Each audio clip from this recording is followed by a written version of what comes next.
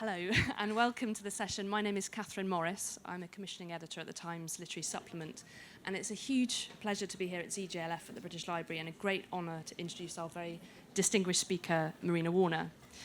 As many of you will know, Marina is a celebrated scholar, critic, historian, and fiction writer who has always been drawn, as one reviewer recently observed, to fantasies, myths, and dreams, and the way in which these ancient products of the human mind dramatise our, at times, discomforting desires and beliefs. Her books include Joan of Arc, The Image of Female Heroism, The Lost Father, a novel that was shortlisted for the Booker Prize, From the Beast to the Blonde, on fairy tales and their tellers, and Stranger Magic, Charmed States and the Arabian Nights. Marina has been awarded numerous prestigious literary prizes and a British Academy Medal. She also has the unusual distinction of being a former judge of both the Booker Prize and the Turner Prize. As well as writing extensively about art, she has curated exhibitions, and she was made an honorary fellow of the Royal Academy last year. She is a professor of English and creative writing at Birkbeck College and the president of the Royal Society of Literature. On looking at the TLS's records recently, I saw that Marina had written for the paper on a wide range of intriguing subjects: Russian folk epics, women and marriage in Reformation Europe, objects of desire in modern narrative, Grimm's fairy tales, beauty, Victorian fairy painting, the poetics of natural history, Shakespeare's Caliban, monsters and their meanings in early modern culture, the Western appreciation of Arab and Islamic civilization, the myths of Rome. This breadth of interest and expertise is quite clear in her new book, Forms of Enchantment, a collection of essays in which she explores the layers of meaning in works of art from the 16th to the 21st centuries. Reviewing the book, Josie Mitchell wrote that its essays offer a trove of insight and erudition, lightly worn as ever, and provide a vision of a new aesthetics that is refreshingly optimistic. Today we will have the pleasure of hearing more about that vision. Thank you very much, Catherine. I'm going to stand up because I feel sort of more that I can address you more and see you better. This book is a collection of essays written over several years, actually. But it has 4 points of departure, as I was thinking about it. First of all, I was brought up as an image worshipper. I was a Catholic. Now, in strictly speaking, we're not meant to worship the images. We're meant to venerate them, which is a difference. But nevertheless, my whole childhood self was formed by the statues, paintings, and actual rituals, moving paintings, if you like, of the Catholic year and the liturgy. And I came across the other day, I'm working on the story of Turandot. That would be probably familiar to you all as a famous opera. But it has its antecedents in a Persian tale about a Chinese princess. And the story actually turns on the fact that her portrait causes undying love in the prince, in the hero. And you'd think that perhaps in a kind of Middle Eastern world there wouldn't be the power of an image to move and change the action, to create the story, to drive it along and to create love between two people. But actually, this is a very common fairy tale motif. And it illustrates something that I feel very strongly and informs my approach and my explorations of visual arts. And that is that they are not passive representations of the world. I mean, some paintings may be. So, a Turner may be a beautiful evocation of something he saw, or a turbulent evocation of something he saw, a storm at sea. Even that will have some kind of agency. But many images are not representation at all. And that class of images are ones that represent things we cannot see. And I've always been very intrigued and captivated by the fact that the visual arts are so highly invested in making visible the invisible. It's so strong in the visual arts that we don't even notice it. We don't even think this angel in this picture is not something the painter has seen or that I have ever seen. But because we've seen angels in paintings, we know what they look like. So this is an object created in the mind made visible in the world by the visual arts. And that is where I'm interested. That's where my interest lies. It lies in how the objects of our fantasy and our imagination take on not only some kind of knowable existence in our minds, but also have an effect on us. Now, what is that effect? Many of the artists who I got interested in have actually engaged with the inherited stories that have come down about such metaphysical systems, about angels and fairies and so forth. And they have tried, because many of them are women that I'm interested in, they have tried to revision and to reignite this body of material. So now I'm going to take you through some of this vision of enchantment, this landscape of imagined beings, and try to explore with you how many contemporary artists, many very gifted and highly imaginative and inventive contemporary artists have generated new approaches to this material.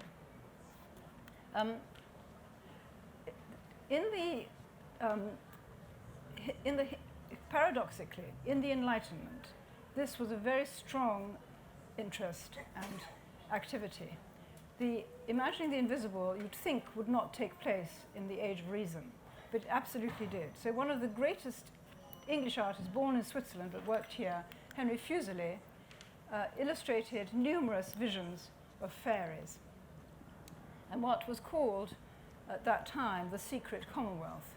Interestingly, this phrase, the secret commonwealth, has returned with force because it's the new title of Philip Pullman's latest installment of his great epic. He's actually taken the name from this tradition. And it's interesting because, of course, as you all know, Philip himself is a tremendous skeptic. Though he writes magic and he writes fantasy and he writes magnificent cosmologies full of angels and all kinds of other invented beings, he himself is an absolute downright rationalist. And that's a sort of paradox that runs through the whole of this tradition.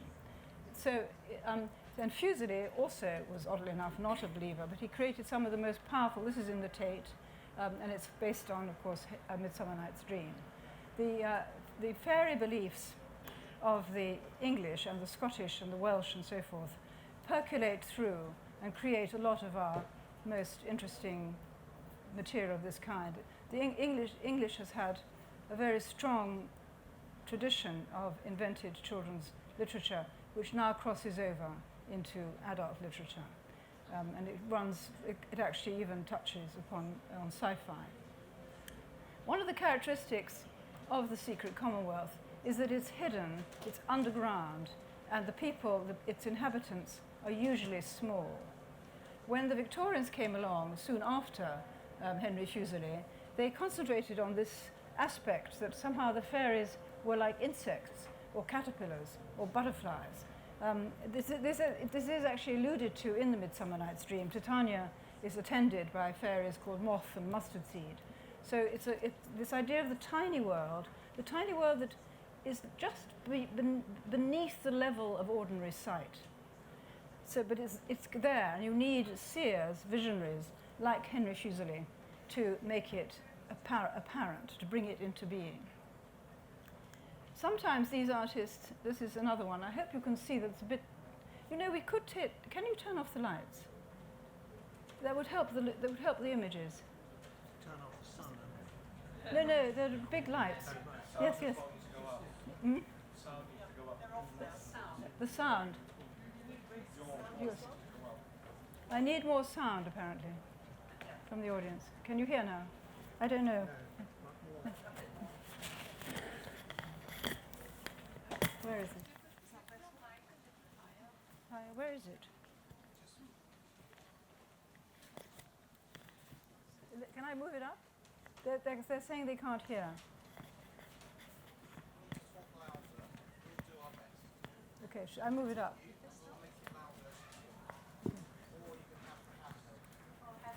I'll try. Is that better? It's nearer now.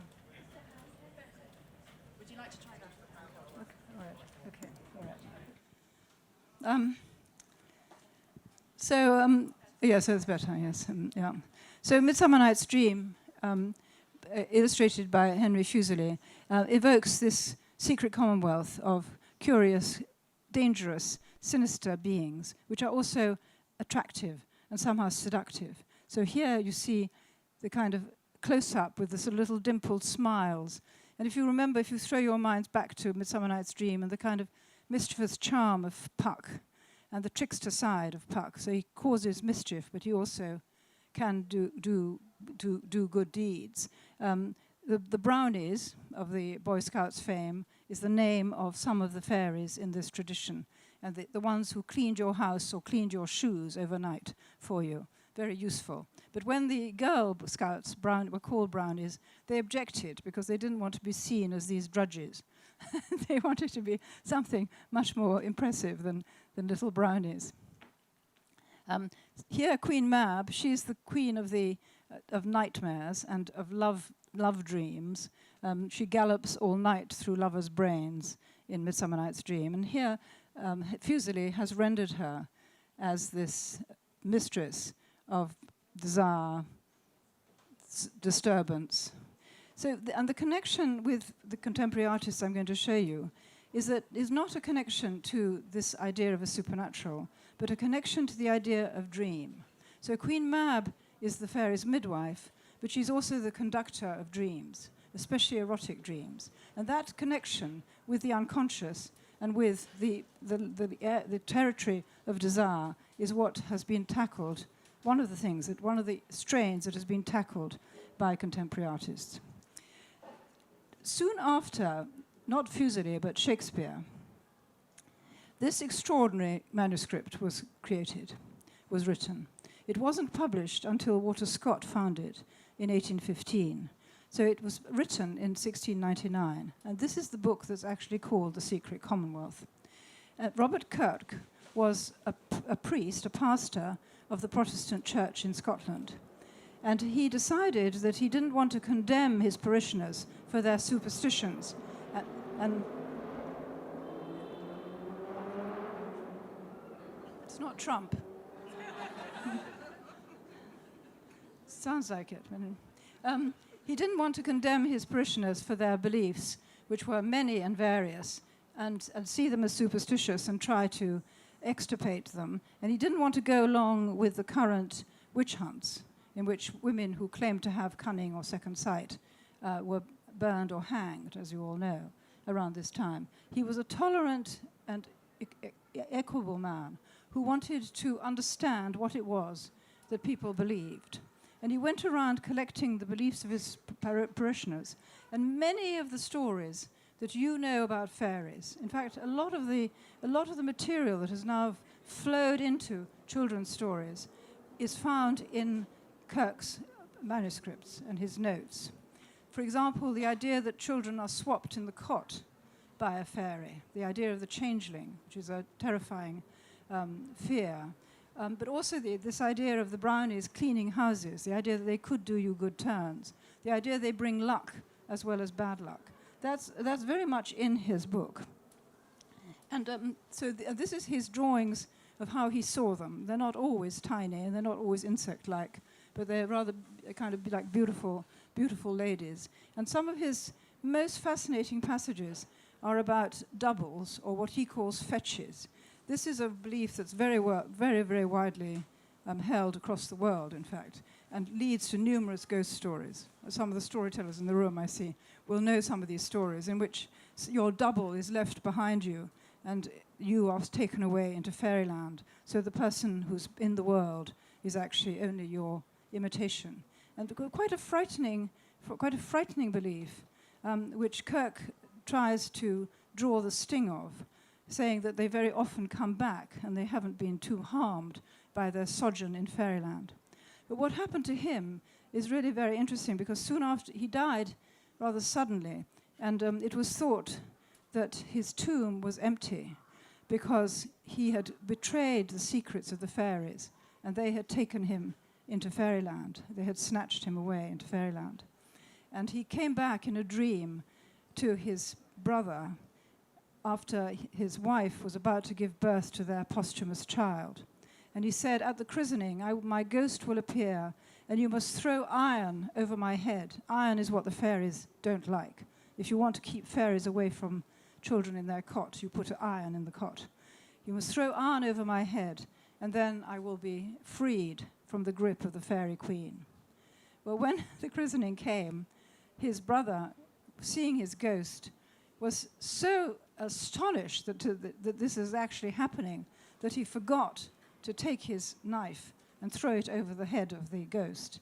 And so, with a cry, Robert Kirk cried out that it was all over and he was now back again in the realm of fairyland. But of course, this is the sort of story that Walter Scott, who's one of the great origins and fountainheads of collected oral material, simply loved. And that's why he published Robert Kirk's The Secret Commonwealth.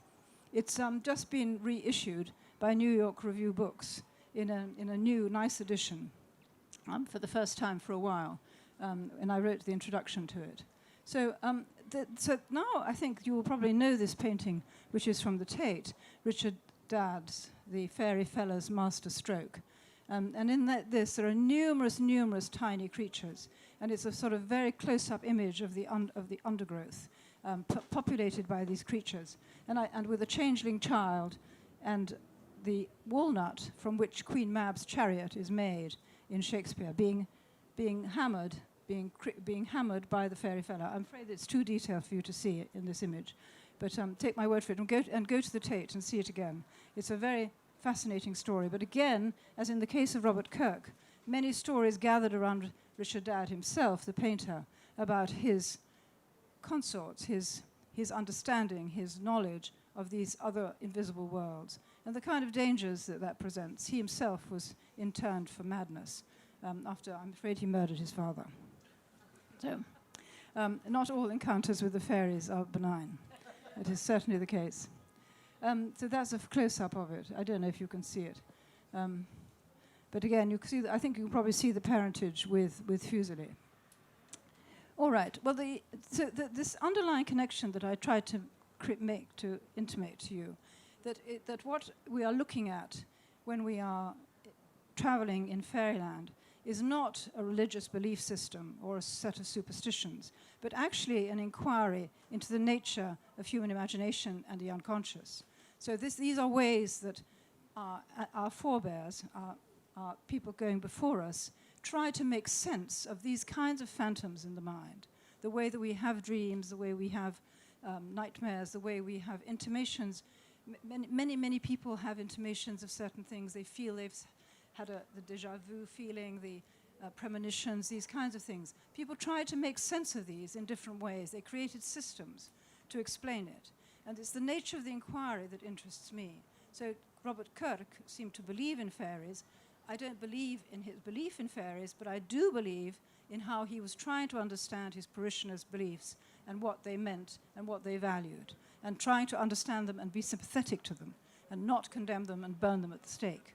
So I think that impulse, that motive still remains in some of the work we see today, with the same area that is, in a sense, the dark unconscious, and we are trying to reconcile ourselves to this aspect, this irrational element in our minds, which can be, if dealt with, if held and handled in a positive way, can be transformative, creative, and the wealth of the imagination let into. Sorry. So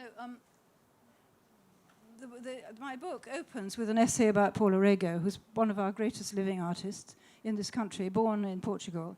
And she did a series of nursery rhymes back in 1989, which was the first time that I wrote about her. She asked me to write the introduction to it. Nursery rhymes in all cultures, but the English tradition is very rich, in particular, in nonsense and a strange strain of terror.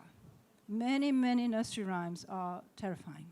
It's very difficult to understand why we think this is the suitable material for children. I mean, but we seem to, and they've certainly lasted, they've endured and inspired many more works of art, not just visual art, but of course a lot of music. So she said about her work that she paints to give fear a face.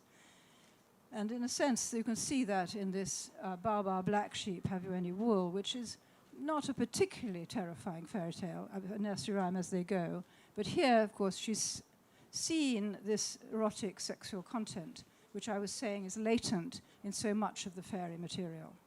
The fact that the sort of night visitations, the nightmares, the forebodings and terrors of the night. This one, Three Blind Mice, of course, is patently a terrifying nursery rhyme, and gives children some delight, because seems to be a natural humour for children in cruelty, which we don't probably grow out of, but we pretend to. And then, here she is, her three blind mice, and the mice looking extremely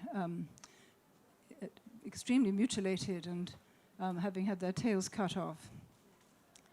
She can move into a much deeper and more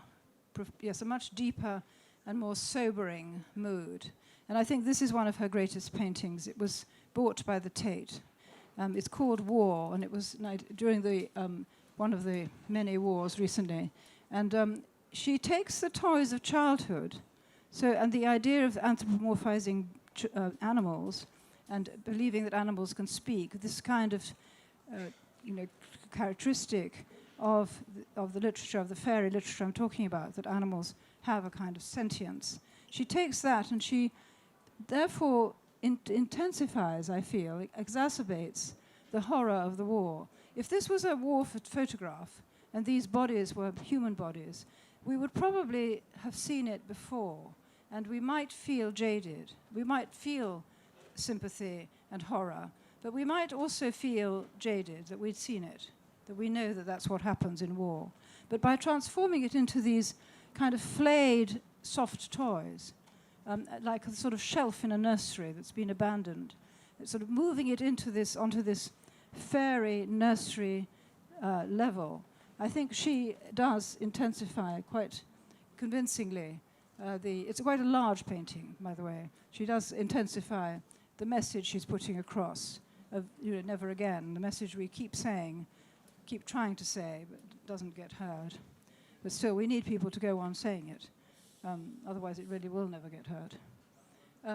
So then the other strand is that within this level of the unconscious and the dream world, we are actually also carrying with us a lot of cultural baggage.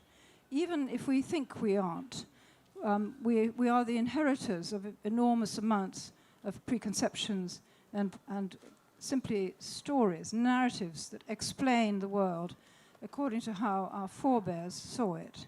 Now, as a Catholic, my dominant story, the story that I was brought up with, was the fall caused by women. This is Michelangelo's Sistine Chapel ceiling, which tells the whole program from beginning to end, from the Garden of Eden to the crucifixion and the resurrection. And that's a programmatic painting. Okay, that's a programmatic painting which is about providence as seen in the Judeo-Christian perspective. But most of us will have a parallel religious idea of where history is taking us, what we are destined, why we are here and where we are destined to go. And in the Christian tradition, the one that I was brought up in, women are to blame for the things that went wrong, particularly beautiful Eve in the Garden of Eden. This is a terrifying painting. This is an extreme, if you like, of this tradition with Hans Baldung Green, the German artist, sort of contemporary of Dürer's. And you'll see that she's very suggestively holding the snakes. The snake is biting her, but she's holding the coils of his body in a very suggestive, sort of phallic way. And the figure of death behind is thought to be also the figure of Adam after he's eaten the apple and has become tainted with sin. So this story lies at the foundation of many of what these new artists are combating and grappling with, and we'll get to them in a minute. The other end, of course, is the virginity of Mary, which I've written about a lot in my life, and the idea of purity being somehow free of sexuality and free of the general bodily conditions of women. No menstruation, no pain. So we're now entering with the artists that I'm going to. The first one is Leonora Carrington. I hope some of you have heard of her. She died a few years ago. She was an extraordinary, really a surrealist, a writer and an artist, and her stories have been reissued by Silver Press just recently, as well as one or two other books of hers. So her engagement with this idea that women were the cause of sin and their bodies somehow fallen inspired in her a desire to unite with the animal world. And this is something that often happens in these enchanted worlds. The animals that speak, the creatures of fairyland that are sort of monsters like centaurs or mermaids, they become familiars of these artists. In Leonora Carrington's case, her chief familiar was a horse. She felt herself and wished to be a horse, but she also had a hyena as her kind of creature. And here you see her with the hyena, and the hyena's breasts are leaking milk. And the hyena has a kind of ectoplasmic cloud behind her. And she's identifying very strongly with this kind of preternatural knowledge, animal knowledge. And that, again, I think, connects to the idea of fairyland. She ran off with Max Ernst when she was 18, and here she is metamorphosing him into a kind of fairy creature with striped. She's very humorous and very absurdist, Leonora Carrington. And you see, however, that she intimates her own sort of fatal attraction to him, where she has metamorphosed herself into a horse made of ice. They had a stormy time. She had a period when she went mad, and this is a painting of how she saw the world in her madness. So again, you see these transformed, strange monsters and creatures, not of the visible world, but of the inner world, the world you can't actually touch or see. I'll skip this because we're running out of time. Just to show you her great beauty, which mattered, I think, not only to her own life, but to our relationship with her. And she said this interesting thing, that she wanted to see with both eyes. She wanted to see, like, as a telescope sees, magnify the real world, and to see inside, within, as you'd see with a microscope. Many of her figures, many of these imagined figures in her work have unmatched eyes, have one eye larger or one eye covered, or so that she intimates to us her. So another of her beautiful imagined beings, the guardian of the egg. There's a whole kind of mythology of eggs and transformation. Any of you who cook know how transformative eggs are. She, in her work, and it's connected to her interest in alchemy. Here's her son. I wanted to be a bird, so she transmitted it to her children. And that's her in old age, which was when I knew her, and wrote a lot about her. I really loved her. She was the most amazing, incredible woman.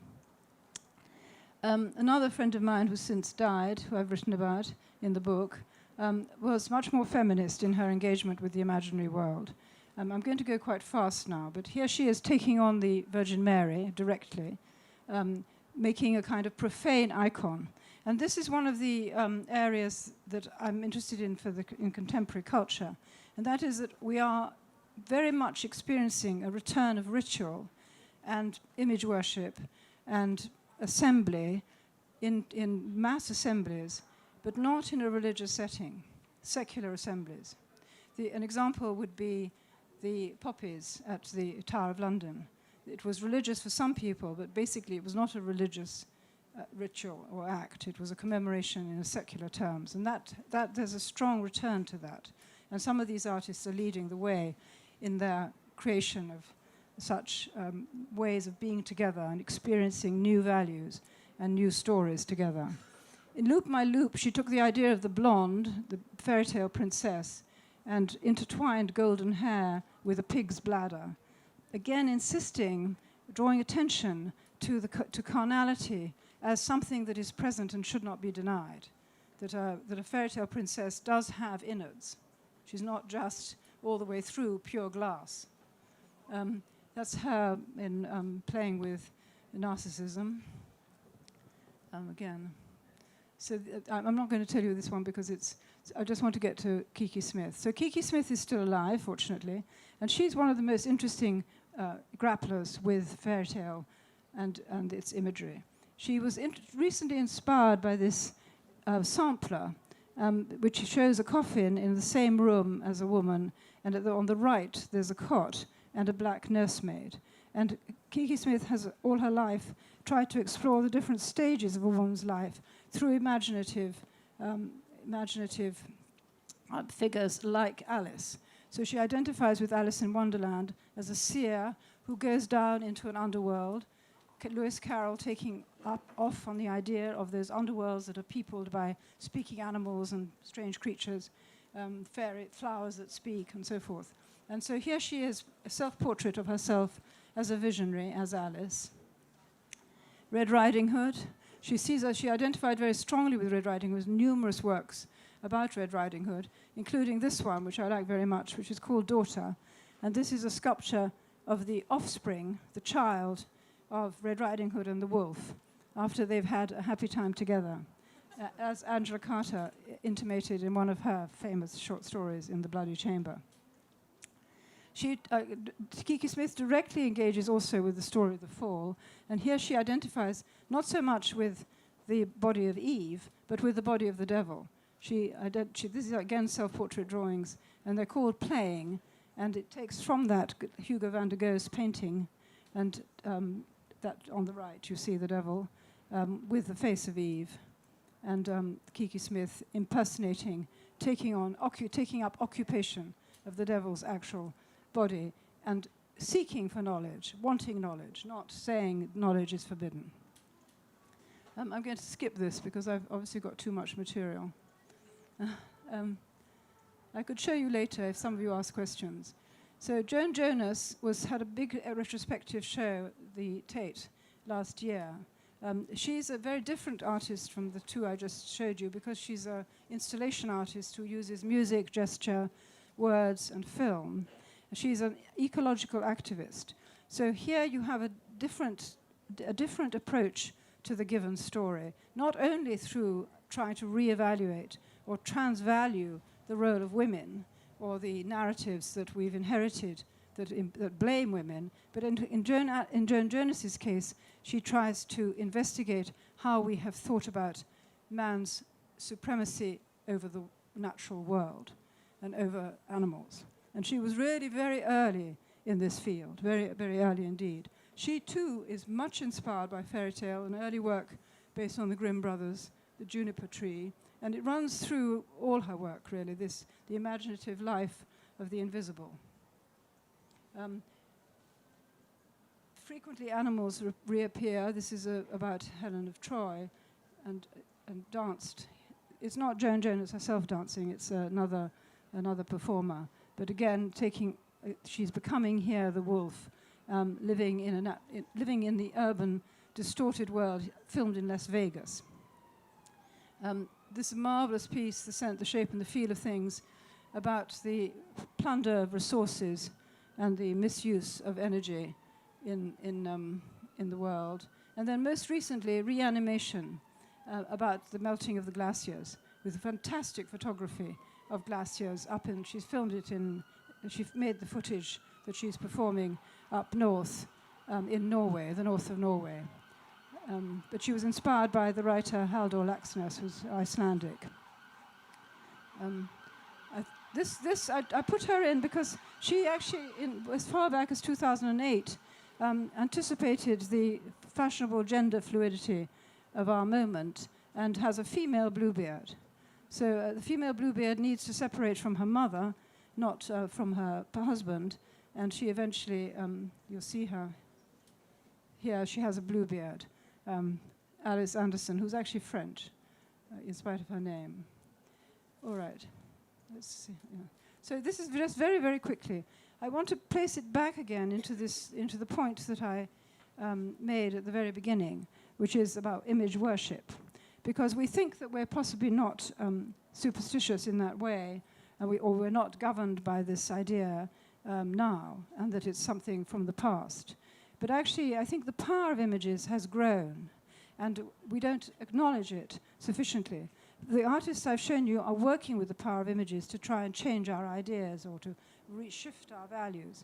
But if you look at what's been happening to the to iconoclasm in the contemporary world, you will see that people fear and adore what is represented. They fear it and wish to destroy it, or they absolutely adore it and pour money at it. So here, this is, of course, a 10th century Catholic idol, the reliquary of Sainte Foy in Cork, one of the great effigies or mascots of medieval France. The Banimiam, you know, how they survived for tens of thousands of years. Not tens of thousands, thousands of years. But they were dynamited fairly recently because the representations of art, the summonings of alternative invisible worlds, actually matter more now than they did for the last several hundred years when they were perfectly tolerated. They needed to be dynamited and destroyed because this kind of image has more power now. You don't destroy what you don't fear. You destroy it because you fear it, because it has some meaning for you. And then finally, again, a kind of effigy of our time, Damien Hirst's cheeky, scandalous, unbelievably valuable diamond-studded skull, taking a Catholic icon, which is a relic of a head, like a saint's head, and studying it with these diamonds, and really cocking a snook at the whole art market, saying, you know, I cannot. You want to pay millions for my work? I cannot. I can show you what I can do. You know, here. Come and buy. And as you all know, the contemporary art market has gone through the roof, and a lot of the precarious financial world is actually joined up to it because we idolize art. And when we idolize art, we need to take stock of what it is telling us, what it is doing. I happen to believe very strongly that many of these contemporary artists are rather wonderful dreamers, thinkers, who inspire us to take stock of where we are and to think in a different way about what we're doing and what we value. But at the same time, I'm also aware that a huge amount of money, some of it dirty, is actually wrapped up in the value of these icons. Thank you.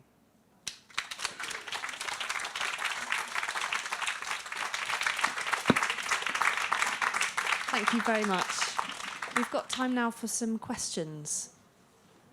Have we got a microphone, or should I use this one? Oh, yeah. Yeah, because Oh, where's that one? Where's the other? Oh, here we are. This one. Yes, I'll take that one. Sorry about that. There you go. Thank you. I think Thank you. Thank you for a fascinating presentation. I've got a question about Maud Gonne, Yes. who has been described as Ireland's Joan of Arc and very much into the mystical world. And in the context of her work, her mystical work and empire, and if I might briefly comment on the blowing up of the Buddhist. Mm-hmm. Now, it seems to me that only one person actually got to the bottom of what was going on there, and I think it was the journalist Christina Lam, who interviewed Mullah Omar, and he said he was deeply distressed that vast sums of money were coming into the country for these inanimate objects while his own people were starving, and that it was done out of anger, which puts a slightly different perspective on it to the perspective most people have. No, I absolutely agree. I mean, I completely take that argument. I think that it wasn't just anger that about the neglect of living beings and a living culture, but it was also that the overestimation of the value of art in the West throughout. I mean, if this is what we care about so much more than anything else, then that's what's going to be destroyed. So it wasn't an attack on the Buddhas. It was an attack on Western overinflated valuation of art against other values. Thank you so much. Yes, no, I think that's right. Oh, Maud Gonne, yes. Well, I'm afraid I'm not a great expert on Maud Gonne, but I've just noticed in the press about Madonna's new album that she too is identifying with Joan of Arc. Yeah, in her new songs. I've just asked someone to help me because I don't really have an iPod or something. So help me download it, because I have to give a talk about Joan of Arc in France next year. So now she's Madonna's, avatar. We have to take stock of that. So Maud Gonne, yes, Joan of Arc is a very powerful myth. Is that working? I'm a little surprised that somebody who is in the business of words should be so enthusiastic about making fairy tales and presumably mythology manifest in art, because isn't there a sense that it's robbing us of our own experience of the stories? It's fixing them, in the artist's view, not in our experience. I think there's room for both, actually. And I think that... did you all hear the question? Yes, okay. I think there's room for both, and actually they are very, very intertwined. I mean, I was rather, rushing through because I probably had too much material. But someone like Kiki Smith is a terrific reader, and behind some of her images, there's a lot of reading. So, and also, it loops back, I think. So it doesn't fix it, so indelibly that one can't move or out of it, one can't escape them. And it's an important aspect. I mean, many people remember stories from early stories when you first read.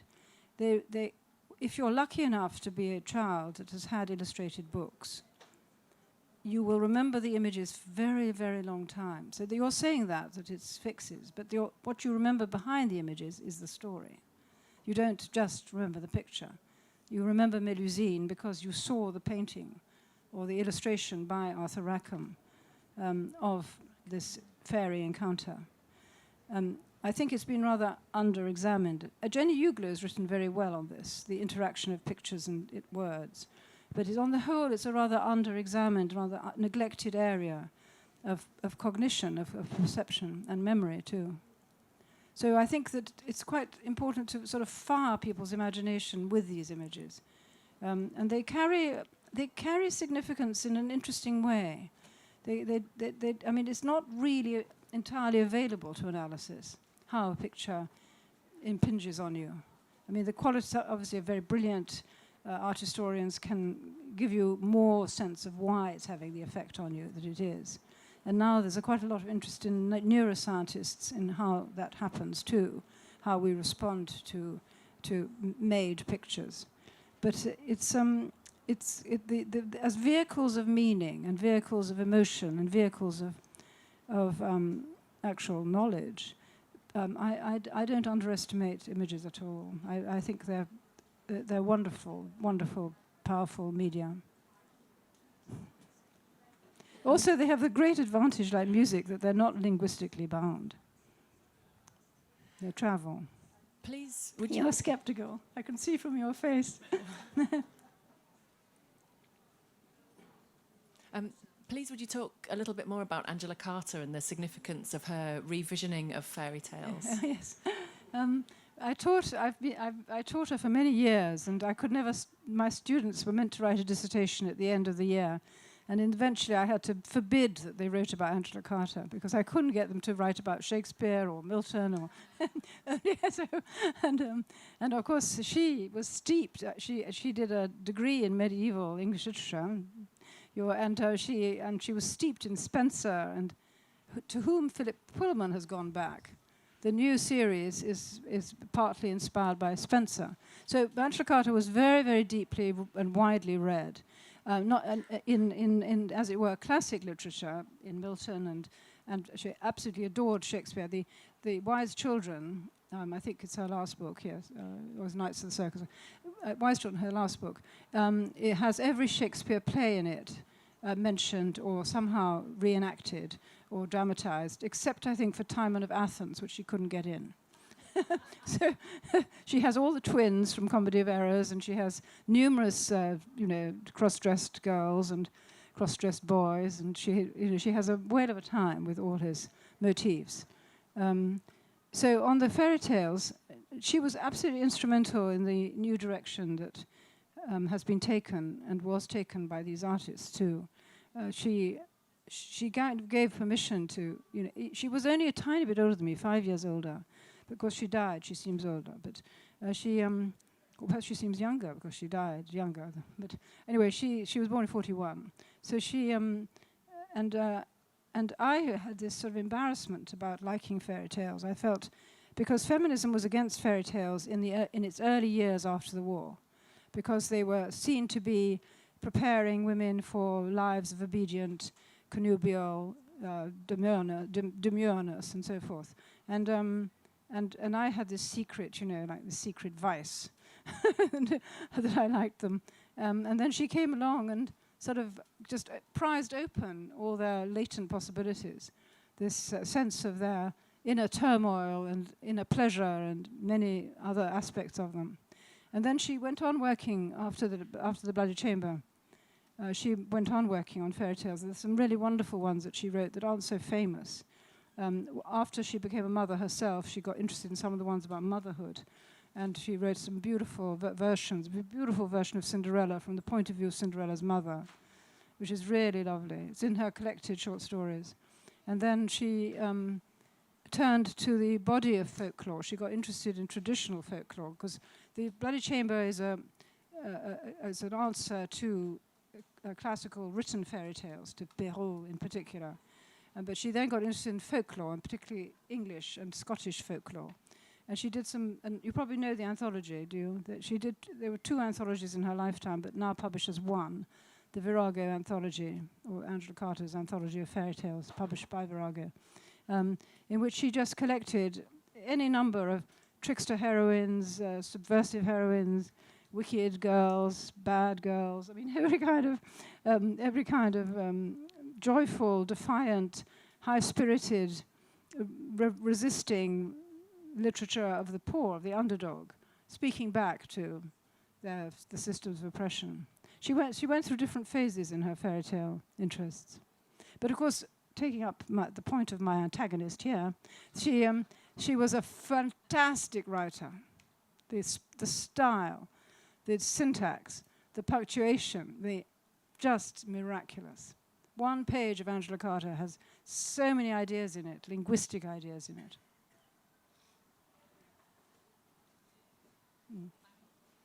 I'm interested in knowing where you feel narrative ends and concept begins in the image. Well, a lot of the artists don't work consciously. I mean, Paula Rego really doesn't work consciously. I mean, she has these very passionate feelings.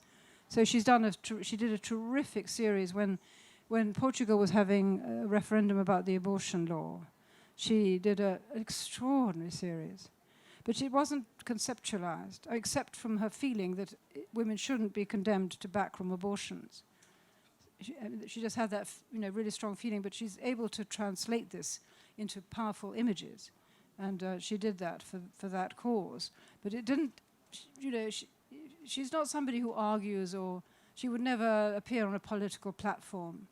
She's a dreamer, a real dreamer. And she lives in a studio that's entirely full of these extraordinary animals and puppets that she's made. It's a rather phantasmagoric place, actually. Yeah. Yes, you've seen photographs, yes. It's very, very amazing. It's right near my house. I go to, someone I go to see in Kentish Town. I wonder if you have any suggestions of how we can work with this image-making function of the psyche rather than trying to sanitize or analyze images. Well, it sounds as if you know already. Well, I have my own ideas, but I'd be interested in hearing what you... Well, I think there's been a rather sort of disappointing rise in cultural police. So that's a problem. I mean, people should be not identified with their works, because we all have unruly psyches. But there's so much now reading biographically, for example. I mean, it's very lucky we don't know anything about the writers in the past, because quite honestly, they were probably all absolute villains. But we don't know that, because we don't know anything about them. I mean, I mean, even Shakespeare, we don't know much about him, but he may well have been no good at all, you know, in terms of how he treated people. Or so I think that this, you know, yeah, people now watch their backs. They don't want to, it's a problem. We need safe spaces for where people can be creative. It needs to be very important. It's very important that when you go into an art room, you're not going to be called to account if you produce an image. I mean, Paula's nightmare visions are really, really spectacularly frightening. But she somehow, you know, I mean, she shows all kinds of abuses. But she's established that that's her world, and that's how she's, you know, showing us her world. There is one I mean, it's a funny story, so it's a trivial answer. But she was commissioned to do a wine label for Chateau Lafite, which has a series of artists. I think it's Chateau Lafite. Anyway, it's a very great wine vineyard. And she was commissioned to do the wine label. They have a different artist for every vintage. And she showed all these nursemaids giving booze to their babies to make them sleep. There were tremendous drawings. You know, tremendous drawings. She said, well, that's what nursemaids do, she said. Baby won't sleep, just... so, and of course, the vineyard did not accept them. I think we've got time for one or two more questions. Thank you. Thank you for that wonderful, enchanting. It was really like entering a biography of the artist. But my question was, Robert Kirk's drawings of the double. Yes. Is the double like a daemon, where this very intricate universe or cosmos of the being beyond the self? Is that what's happening? Yes. And actually, he does even talk about demons. I mean, he says that he compares the fetches and doubles and changelings and so forth with Greek ideas of the daimon. Yes, so that's of course what also Philip Pullman picked up on, the daimon, daimon or demon. And yes, it's.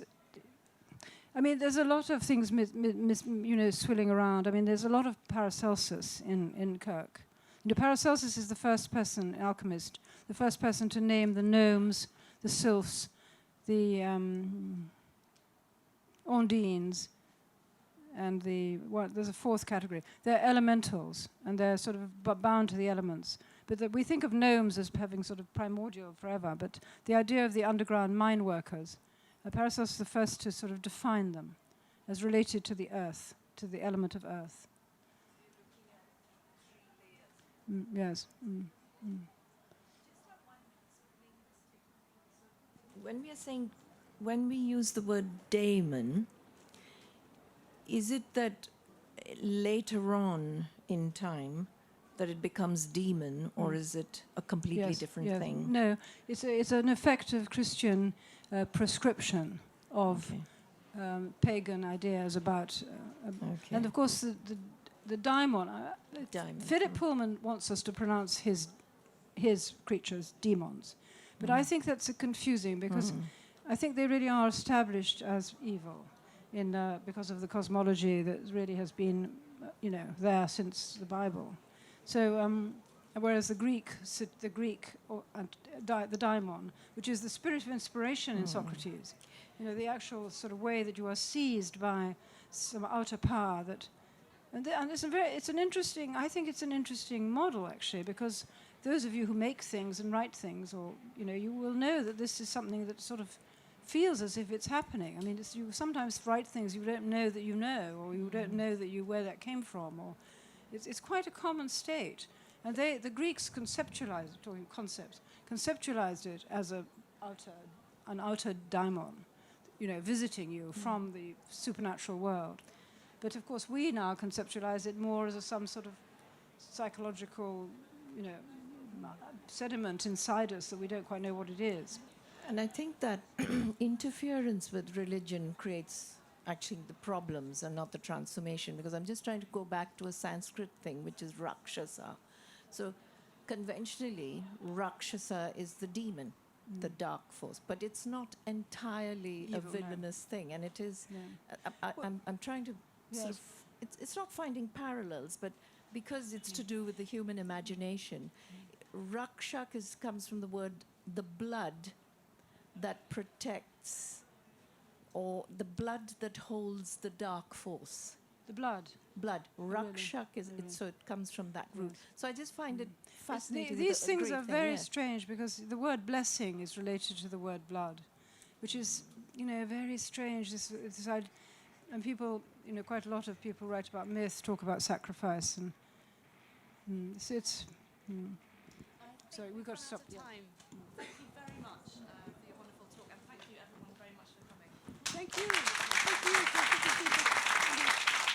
I'm sorry. Thank you.